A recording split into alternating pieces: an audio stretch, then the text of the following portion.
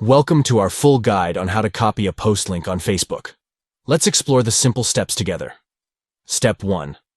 Open the Facebook app on your Android device to access your account. Step 2. Tap on your profile picture to navigate to your profile where your posts are displayed.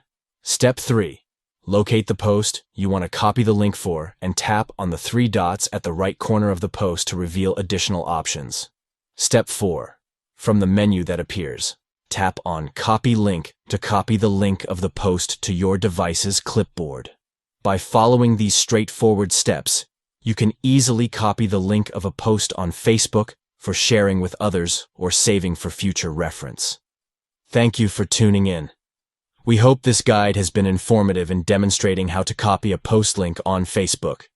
Enhance your sharing capabilities by conveniently copying and sharing post links with friends, groups, or saving them for your records.